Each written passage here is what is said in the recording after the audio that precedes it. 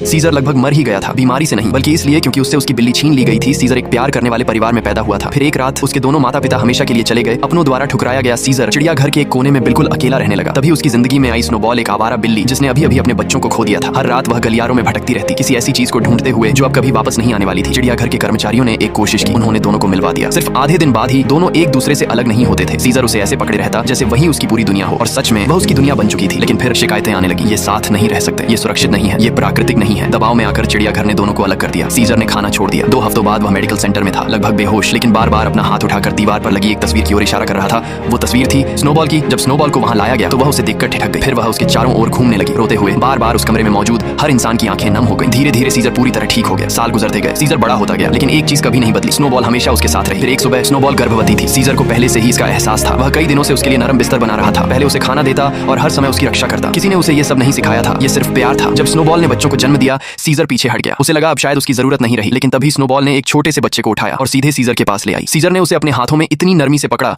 जैसे दुनिया की सबसे कीमती चीज हो। उसी पल उसे सब समझ आ गया। छोटे छोटे बच्चे उसके ऊपर चढ़ने लगे, लेकिन वह जरा भी नहीं हिला। उसे डर था कहीं उन्हें चोट न लग जाए। यही सच्चा प्यार है। जिंदगी में नुकसान हमेशा होंगे, लेकिन वो प्यार जो अचानक, देर से और सबसे अनोखी जगह से तुम्हें मिल जाए, वही प्यार